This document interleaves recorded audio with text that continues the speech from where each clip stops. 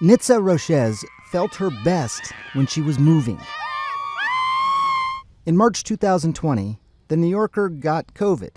Just 43 years old, Nitsa was young and healthy and wasn't too worried. Until one night in April. I woke up in the middle of the night because of like a drumming or pounding sound. It was literally the sound of my heart. And I went to the emergency room. What unfolded next is the story of long COVID, a story that has now been repeated millions of times in the United States. An odyssey of doctor's visits, almost all of them resulting in normal test results despite her feeling otherwise. I just had a lot of odd and bizarre symptoms for the next month that got progressively worse and then escalated to tremors. You believe we're dealing with a new sort of disease here? I think so. Dr. Zijun Chen is medical director for Mount Sinai Center for Post-COVID Care, the first such center established in the country. Are you able to predict who is most likely to develop long COVID? Those patients admitted to the hospitals with the most severe symptoms during their initial illness, the risk of them having long-lasting symptoms is higher. But that doesn't mean that, if you have a small fever or mild symptoms at home, that you're immune to it.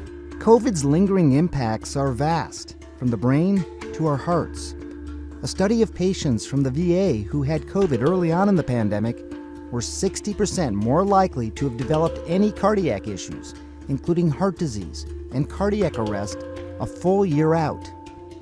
But the idea that even if I didn't get that sick, that I could have long-lasting symptoms, I don't want to overstate this, but how frightening is that? It's very frightening. I mean, it's like stepping up to a gambling table at Vegas and risking losing everything. And that's what makes it all the more puzzling. It's not clear who develops long COVID, who recovers, or why it happens in the first place. Best estimates, around 30% of people who had COVID still have symptoms, at least 3 months after infection. I think the thing that surprised us the most is really just the breadth of disease. Like, why so many different symptoms? So far, there are just theories. An overly active immune system still trying to fight the virus despite not being infected anymore. Or perhaps bits of the virus still hidden in our bodies. Or simply the wreckage from the virus that can cause things like blood clots, choking off blood supply to everything, from our nose to our toes. I had all of these bizarre symptoms, including trembling legs and arms, could not move my legs. I started walking with a cane. She saw multiple neurologists and cardiologists, dozens of visits with everyone, trying to address a specific organ of her body.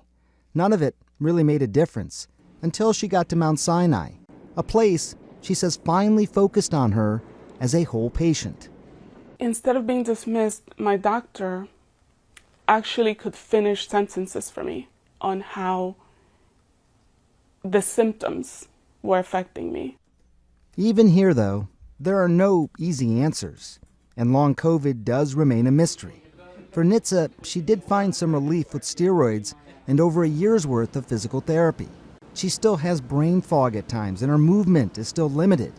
But she's back to work, and on her feet. I can exercise. Compared to a year ago, I would say I'm running a marathon right now.